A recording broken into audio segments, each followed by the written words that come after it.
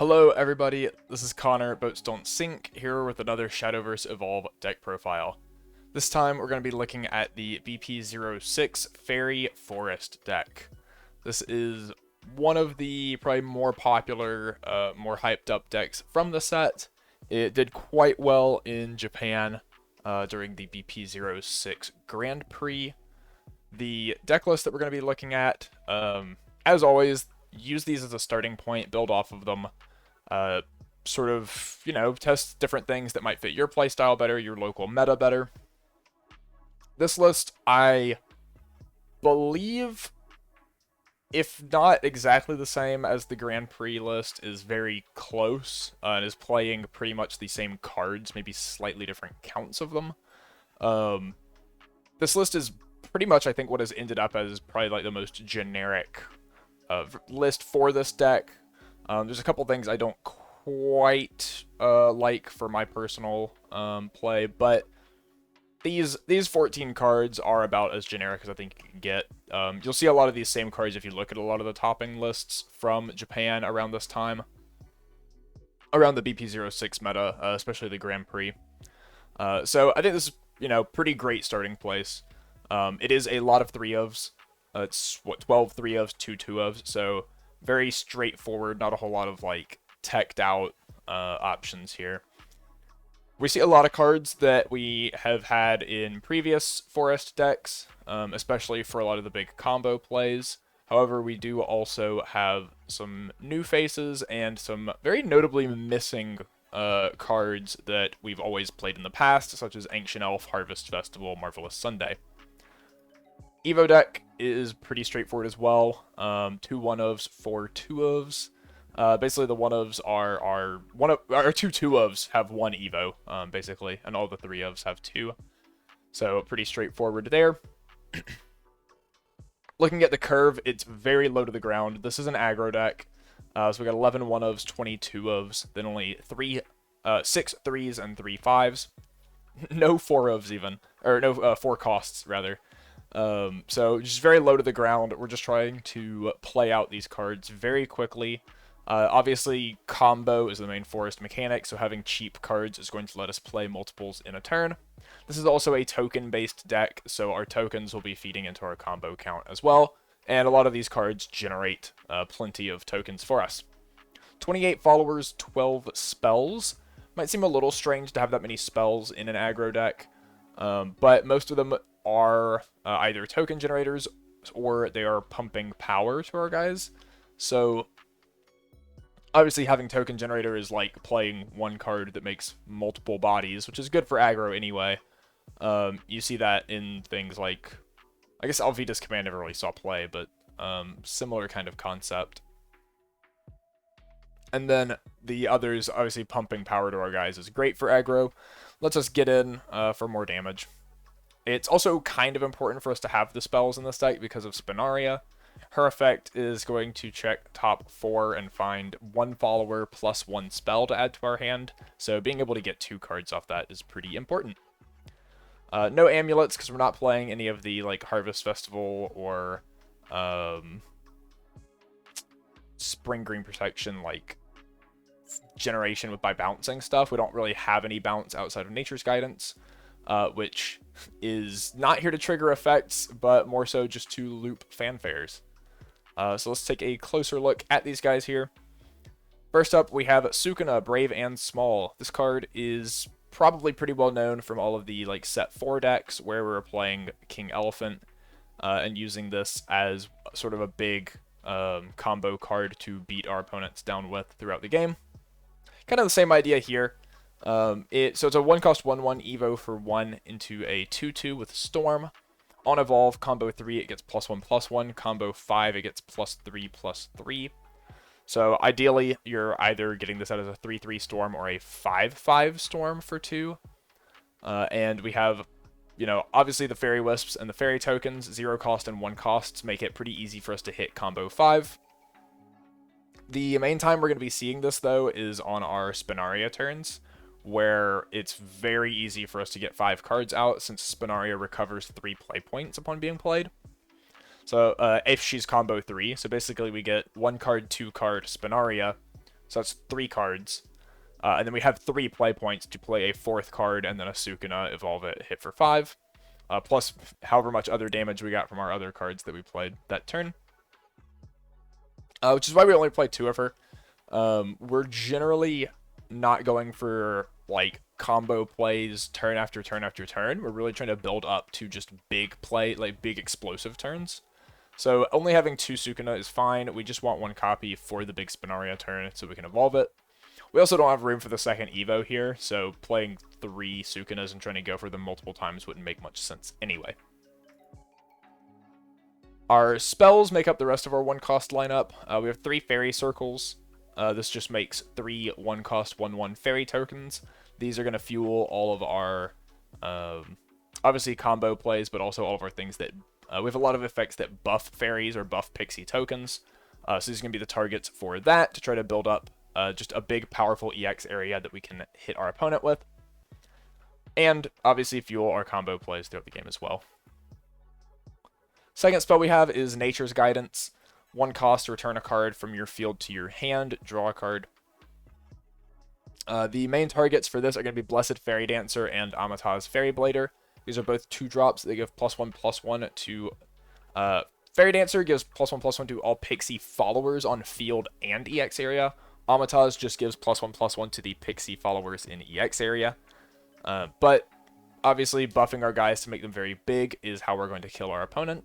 So using Nature's Guidance to sort of reuse these fanfare effects to get multiple instances of the buffs is really good for helping us just get, you know, giant 4/4, 5/5 tokens that we can give Storm to and just try to kill our opponent as quickly as possible. And it draws us cards, so it keeps digging us into sort of more fuel to keep going. Next we have Spirit Shine. This is a new card from set 6. It's a 1-cost spell. Choose one of the following. We have 2 options here. One of the options is just to put 2 fairy tokens into our EX area, so a slightly weaker fairy circle.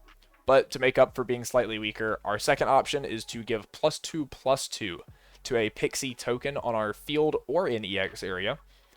So in exchange for getting 1 fewer token, we can instead choose to just do extra damage.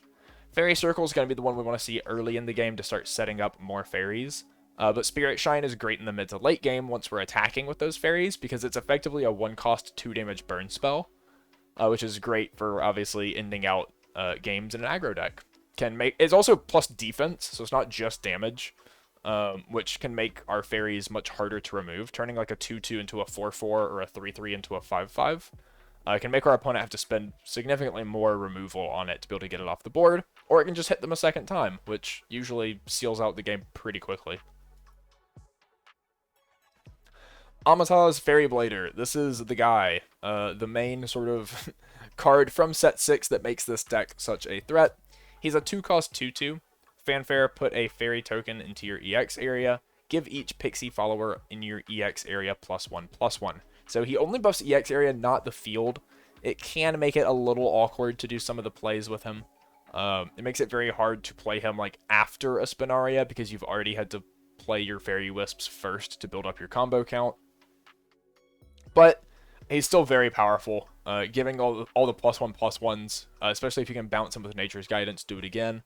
You can get just really huge EX areas stat-wise. That his second effect, engage him to give up to 2 pixie followers that cost 1 or less on your field Storm, is very terrifying. You play him, you buff your guys to say like 3/3, and then push up 2 tokens, give them Storm, and 6 your opponent. Out of nowhere for like 3 or 4 play points is insanely powerful. It's insanely hard to interact with because EX area, there's almost nothing that can stop. So your opponent has to hold up quick removal that can just like kill pretty high stat lines. They can't stop them while they're still 1/1s.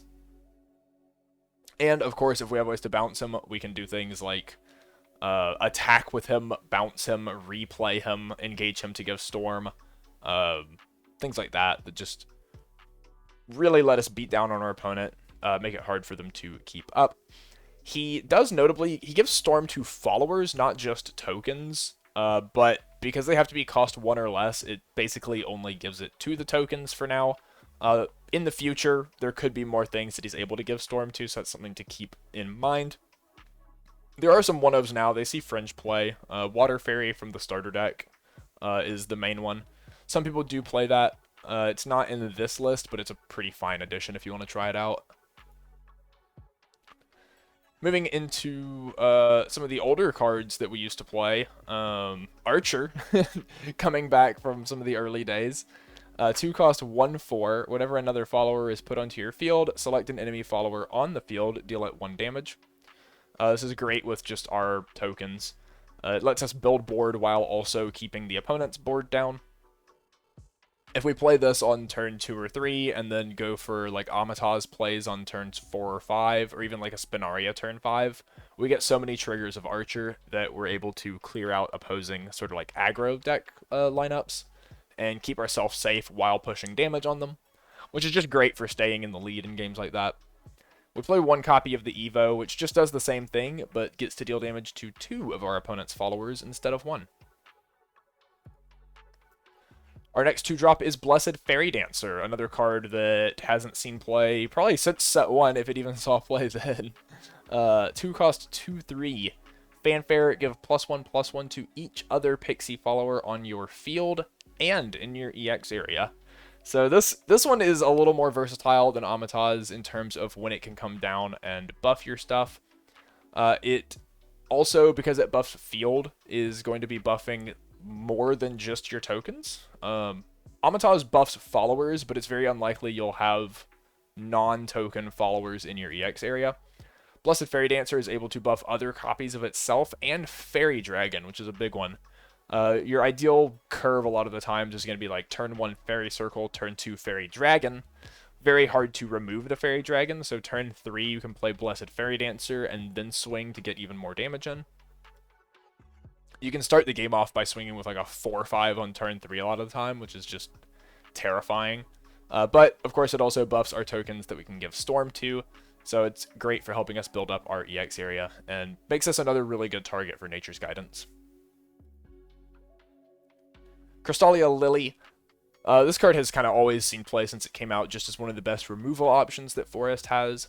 2 costs 1/3. Fanfare, look at the top 2 cards of your deck. You may reveal a Crystallian or Pixie follower, add it to hand, put the rest on the bottom. Usually this is only able to add itself and maybe Crystalia Tia, but in this deck, since we do have some Pixie followers finally, we're able to add Blessed Fairy Dancer and Fairy Dragon. So in addition to being removal, Crystalia Lily can be just a pretty good way to dig for some of our important cards. I guess something worth mentioning, a lot of people complain about this card because they always have. It's kind of been a complaint with like Rose Queen, Elephant King, whatever. Things that it can't add that are important to our game plan. If you don't add them, obviously you're bottom decking them. You're probably not going to draw them again. A lot of people complain, oh, I don't like Crystalia Lily because she bottom decks my Amataz, and then I can't find it to win the game. I'm not going to go super in-depth in like the math and everything here, since this is a deck profile, but in simplest terms, it doesn't matter. If all of your cards, assuming you shuffle your deck properly, have the same chance of being in any given slot in your deck. So, the odds of Amataz being in that top 2 and you bottoming it are essentially exactly the same as it being in the next 2 cards and you drawing it because you bottomed cards that weren't it. So in the long term, really, it doesn't actually affect your odds of being able to find the cards you want. It just helps you find Blessed Fairy Dancer and Fairy Dragon more often, which are both also important cards to our strategy. So it is a net positive overall. It is a feels bad when you bottom an Amataz, but statistically it doesn't matter. That being said, Crystalia Lily has other text that is actually the reason we play her. She evolves for 2 into a 2/4. On evolve, select an enemy follower, put it on the bottom of its owner's deck. This is unconditional removal that does not trigger last words, which is kind of crazy. It's why she is only a 2/4 instead of like a 4/4. Or even a 3/3. I guess 3/3. 3/4 is probably what it should be, but low attack, insane effect makes up for it. Unconditional removal is great anyway, but there are a few cards, not a ton, in the format that she can bottom deck and skip last words on. Early game, it's going to be things like Fairy Dragon in the Mirror, or Demon's Epitaph in some of the Haven matchups, where you can stop the 2 damage to your leader. If you're against like Sword, you can also bottom deck Leonidas, which is cool. It's probably unlikely that you end up against a Leonidas that doesn't immediately have a crash target, because you play so many followers to the board, but it's something to keep in mind, I guess. Really, this is just unconditional removal for anything, whether it has last words or not. It's good at, like, bottoming a 4-4 and then swinging into a 2-2 and being alive. So things like that. Next up, another new card that we play from set 6, Fairy Dragon. This is a 2-cost 0-4. This is arguably like the most overstated card they've ever printed. 2-cost 0-4 Ward, so we're already in just fantastic position. Like, I would play a 2-cost 0-4 Ward in at least one other deck. Fanfare, this gets +1 attack for every pixie token, only token, not follower, on your field and in your EX area. Basically, this means if you Fairy Circle turn 1, your turn 2 play is a 2-cost 3-4 Ward. That is insanely overspec. That is normally a 3-cost if it has, like, no other text. But this also has a last words effect. On top of that, if you play this, like, a mid-game or late game, if you play this off of a Spinaria turn, this might just be, like, a 2-cost 6-4, 2-cost 7-4 sometimes. Which still dies to 4 damage removal, just like a 3-4, but if they can't remove the 7-4, they just die. It is buffable by Blessed Fairy Dancer, so you can get 2-cost 4-5 on turn 3 to swing with. And it has last words, so if they do actually manage to kill it, you actually get 2 tokens back. You get a Fairy Wisp and a Fairy into your EX area. And it's actually quite relevant that one of them is a Fairy Wisp, because this lets you set up combo plays a lot easier. For example, if you play Fairy Dragon on 2 and they somehow find a way to immediately remove it, you can on 3 play Amataz Wisp Fairy and give Storm for like 5 damage. Or 4 damage, I guess. Yeah.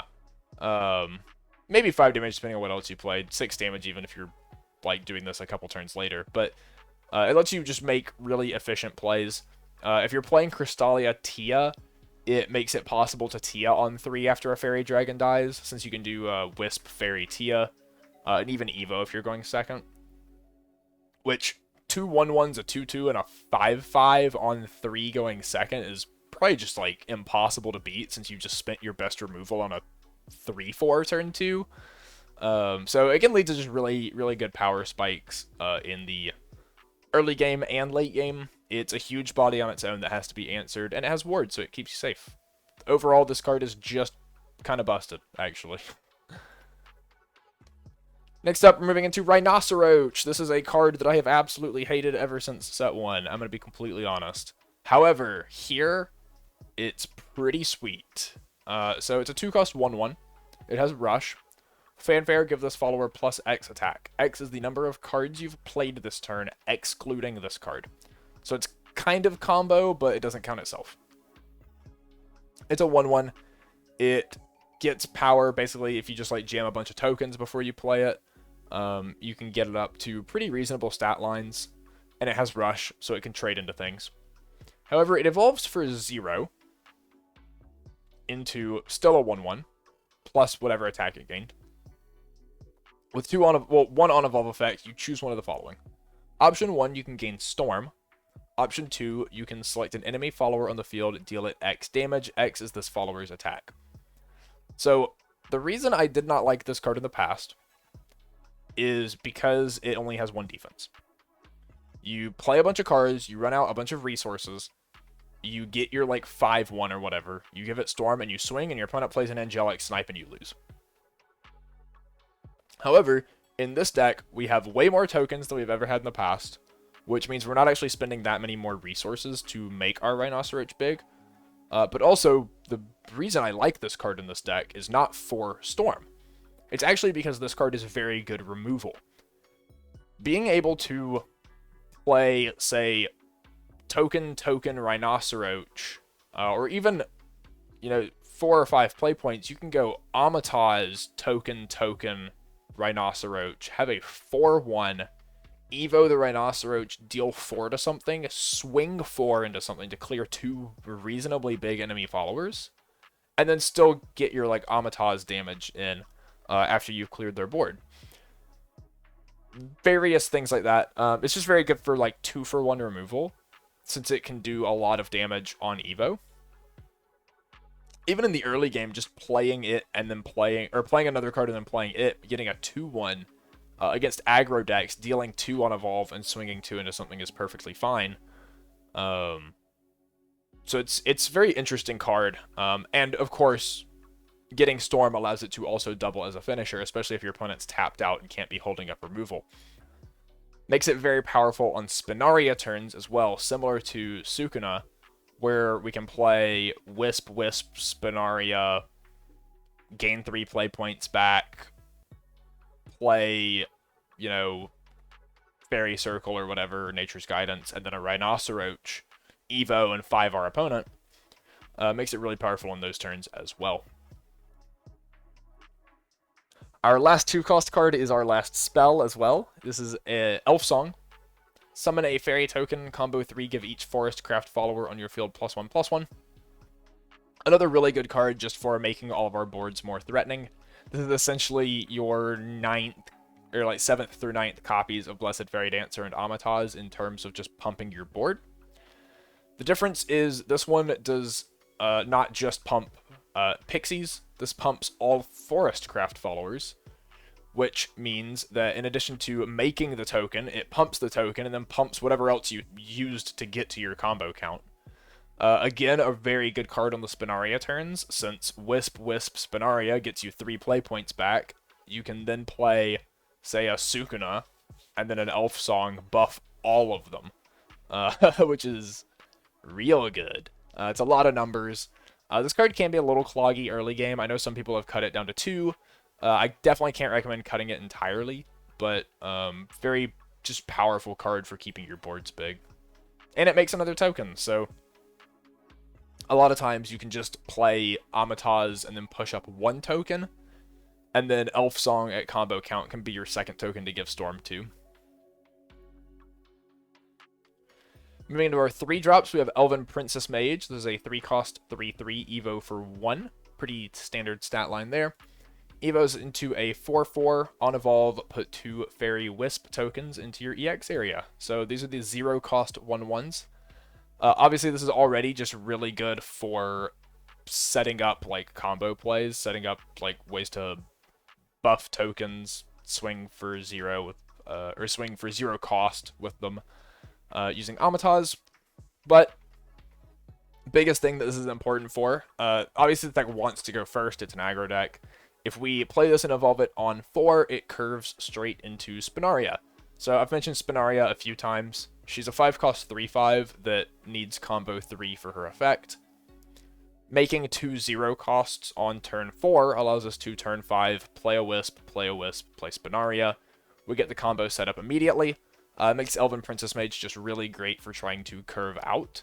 And I'd say generally our best possible curve is turn 1 Fairy Circle, turn 2 Fairy Dragon, turn 3 Blessed Fairy Dancer, play a Fairy, turn 4 Evo the Elven Princess Mage, turn 5 do a Spinaria play.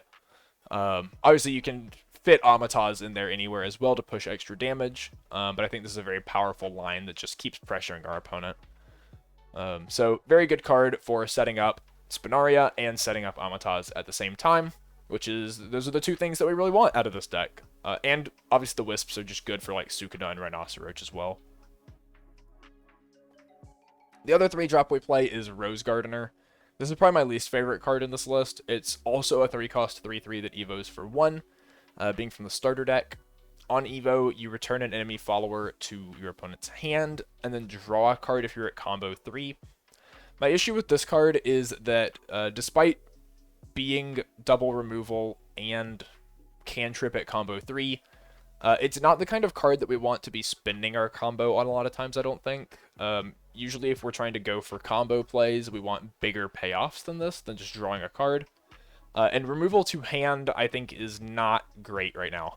There are a lot of cards that have very powerful fanfare effects or have storm that you just don't want to be putting back in your opponent's hand. You want to be hard removing them. So I think Rose Gardener is not great for that. Personally, I like playing cards that just have a little more threatening impact on the game immediately, like Silence Suzuka or Crystalia Tia, to use this Evo slot.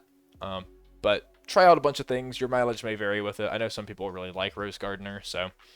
and it was in basically all of the Japanese lists that you can find.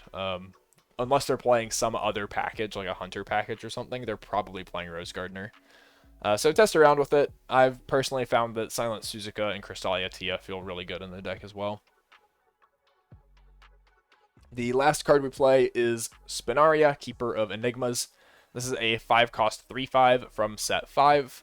She has Ward, so she's our only other ward besides Fairy Dragon for keeping us sort of safe on a defensive front. Fanfare, look at the top 4 cards of your deck. From among them, you may reveal up to 1 Forest Follower and 1 Forest Spell and add them to your hand. Put the remaining cards on the bottom of your deck in any order. Combo 3, recover 3 play points. This card is basically just how we keep the game going once we're at turn 5 and beyond. Especially if Spinaria is able to find another copy of herself off top 4, we can just keep making very powerful plays turn after turn. She's the reason we play 12 spells.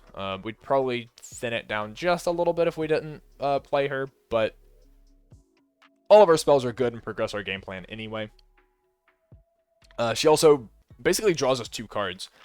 We have 28 followers. We're not going to miss on that. Hopefully 12 spells we don't miss on the spell part. Drawing 2 cards in an aggro deck is great, lets you keep going. Recovering 3 play points is the big thing because it lets us do our huge combo plays on turn 5. In the past, hitting combo 5 on turn 5 was basically impossible. Now with Spinaria, it's very doable. Especially with the Elven Princess Mage setup, we can play Wisp, Spinaria, Sukuna, Elf Song, and then Evo point the Sukuna and just like 6 our opponent. Various things like that. It just leads to insanely powerful plays that our opponent can't really prepare for because they don't really know whether we're going to be like Spinaria on 5 or just Amataz on 5 or use Lily for removal on 5. There's so many different options because all of our cards cost like 2. That it's very hard for our opponent to know what's going to happen on 5, and the combo plays are very hard to prepare for just because the numbers you get off of like Sukuna and stuff are so big that most removal can't handle them unless they just like pass and hold up like all their play points, which means we're probably winning anyway. So Spinaria is just very hard to deal with. Buffing her with Elf Song also makes her a very hard ward to get through since it puts her at 6 defense, which survives Serpent Wrath, Witch Bolt, all that stuff. So fantastic card all around. Definitely one of the most important cards in the deck, I think, despite the fact that she's a 5-drop in an aggro deck. So looking at the list as a whole, some of the pros of this deck, we have powerful burst turns with storm damage. Amataz, Rhinoceroach, and Sukuna let us kind of just kill our opponent even from empty boards, which is very powerful. It's hard to interact with the EX area, so we're able to set up for free throughout the game. It's not like, say, decks like Heal Haven or Sword decks where we're trying to make guys and then untap with them to swing. Instead, we're just getting our guys real big in the EX area and then storming out with them as soon as we play them. Which, while it does it lets our opponent know that we're building up and they can see what we have available, which means they can try to prepare for it, but they can't stop us from setting it up, which means we can kind of just sit and wait for the right moment to go in, or just push them so hard that they can't respond to everything. We do also have multiple options for tempo positive removal. So Archer, Crystalia Lily, and Rose Gardener, and Rhinoceroach are all cards that allow us to remove our opponent's followers while building up our own board, which is what we want in a deck like this. If we have to use removal on our opponent's cards, we want it to also be furthering us. We don't want to be using things that just we play like a spell that kills something, since that doesn't really build our board and help us kill our opponent, which is ultimately our goal, is to kill them very quickly. Some of the cons of the deck: it is heavily reliant on seeing token generators in the early game. If you end up opening hand and then you mull and you still don't have like a fairy circle or a spirit shine, it can be very hard to really get effective like turn 2s and 3s because your fairy dragons are quite small, your Amataz and Blessed Fairy Dancer don't really have anything to buff. It just gets really awkward really quick in those brickier hands. So you do have some games that don't feel very good because of that. The other issue is that your smaller bodies are weak to quick timing removal, so it's hard to push up like 1/1 and 2/2 fairies. They die to a lot of effects. Rhinoceroach is a little inconsistent as a storm finisher, just because one play point is all your opponent needs to be able to kill him with a quick timing spell. So we are a bit reliant on being able to get a lot of our buff effects to keep our followers safe when we go into attack with them. Here is the list as a whole again. You can obviously, as always, use the decklog code in the corner, 1NWQU, to see the full list on decklog, or use the link in the description. Here's our Evo deck again. Pretty straightforward. This list is kind of just the very basic generic list, like I said earlier, so mess around with it. The deck did great in Japan. It was 3 of the top 8 slots, 3 of the top 4 slots even in the set 6 GP. So I'm expecting it to be very popular for the Grand Showdown coming up this weekend, and we'll see how it does. As always, thank you for watching. You can check out some more videos on the screen now. Next time we'll have some more sets from, or some more decks from set 6 to look at. There's a lot of really cool decks here, so I'm excited to take a look at them. We'll see you then.